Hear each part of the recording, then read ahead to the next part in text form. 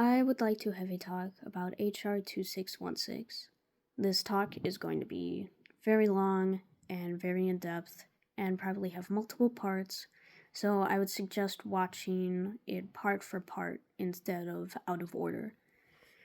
With that said, let's get into it. The Protect Kids Act, HR 2616, is a piece of federal legislation that requires public elementary and middle schools, up to 8th grade, to obtain parental consent before changing a minor student's preferred gender pronouns, preferred name, gender markers on school forms, or sex-based accommodations such as bathroom and locker room access.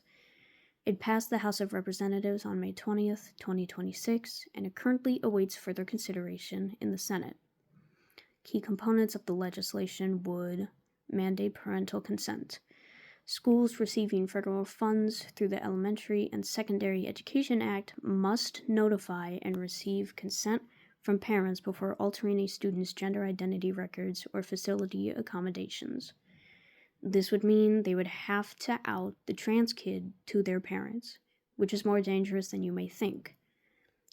Experts identify the primary risks of outing a transgender student to non-affirming parents as such.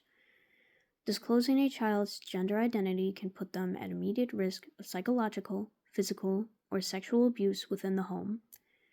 A staggering percentage of youth experiencing homelessness are LGBTQ, with nearly half of them having run away to escape unsupportive parents or having been thrown out of their homes entirely.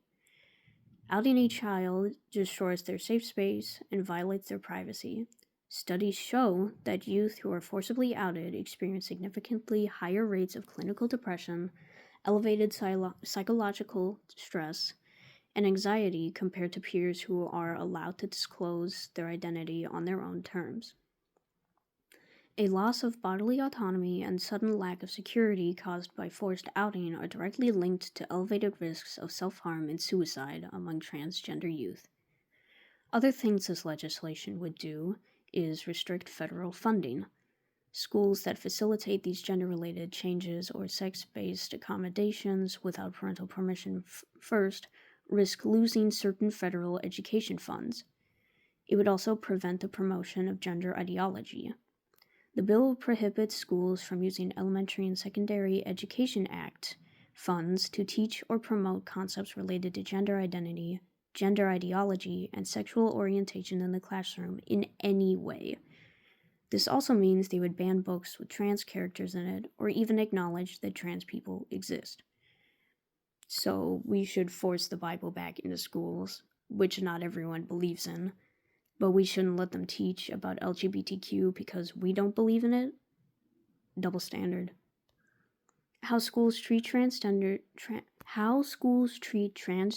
students varies drastically depending on state laws, district policies, and individual school environments. The supportive and affirming practices are as such. Many schools update class rosters and school records to reflect a student's chosen name and correct pronouns. Supportive schools allow trans students to use restrooms, locker rooms, and participate in sports teams and extracurriculars that align with their gender identity. Administrators enforce strict anti-harassment policies and support student-led groups like Gender and Sexuality Alliances to foster community and reduce bullying. Staff generally keep a student's transgender status confidential, sharing it only on a need-to-know basis. Nothing seems absolutely horrible there. That all actually sounds really good, especially the anti-bullying one. Now, here are the restrictive policies and state laws. In several states, laws require school staff to inform parents or guardians if a student requests a change in name, pronoun, or gender marker, regardless of the student's safety or preference. Numerous states restrict trans students from using restrooms or playing on sports teams that correspond with their gender identity, requiring them to use accommodations aligning with their sex assigned at birth. Certain states restrict school curricula, limiting or completely banning classroom discussions regarding sexual orientation and gender identity. Some of these policies target and restrict access to LGBTQ plus inclusive library books and resources.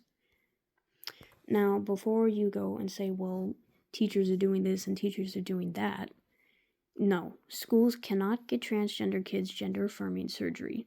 Public schools in the US do not perform medical procedures on students, nor do they have the authority or legal capacity to provide, approve, or fund surgeries for minors. There are also federal regulations. The Family Educational Rights and Privacy Act and various privacy mandates legally prohibit schools from sharing private student health information or arranging medical treatments for students. School systems are strictly focused on academics and a student's social environment. Schools with supportive policies typically provide counseling or refer families to independent medical and mental health professionals in the local community. So teachers are not doing anything other than a trans person's preferred name, preferred pronoun, or their accommodations. They're not doing anything other than that, or anything other than teaching about LGBTQ in the first place. So, why is HR 2616 bad and not right from a Christian point of view? Let's get into it. First of all, it'll obviously cause more harm than anything else, as we've already read. And let me tell you, even from a Christian standpoint, trans people are still people. Yes, the way they feel or live may not align with how God wishes they would, but they deserve the same free will that God gives literally everyone else. I don't even know why I have to say that. That should be a given.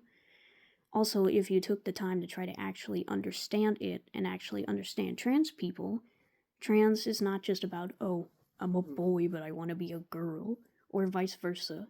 When they say they feel trapped, they feel trapped. Yes, from a Christian standpoint, that may be a feeling that Satan is making them feel to invalidate who they are as a person, but sweeping it under the rug like HR 2616 would by forcing schools to not even acknowledge trans names or pronouns or books with trans characters, or else they aren't federally funded anymore, isn't going to magically solve anything. In fact, it's going to make them feel more trapped. Studies show that nearly 1/3 of transgender youth report attempting suicide in a given year. 1/3. Transgender and non-binary youth experience significantly higher rates of suicidal thoughts and attempts compared to their cisgender peers. And I wonder why. Now, people will go, oh, but it's the parents' responsibility to teach their kids about that stuff. The school is just indoctrinating them. And what happens when the parents fail that role, which they do a lot? So parents teaching their kids about Jesus and Christian ideals from when they were babies isn't indoctrination, but schools simply telling about gender and sexuality without any kind of opinion attached to the teaching is double standard. Now, if teachers do force their own opinions into it, which isn't their job as a teacher, or teaches about it in a way that is wrong, or teaches on a subject that grade/age isn't ready for or would understand yet, then yes, that should be addressed. Getting rid of it completely is not addressing it. So, what can you do about this? You can still call your senators to oppose this. You can visit 5calls.org, and it's one of their top issues labeled Oppose HR 2616 Attacks on LGBTQ Students. Once you put in your general location, it'll pull up contact information for your senator and even give you a script for calling them. And yes, minors can contact their representatives too.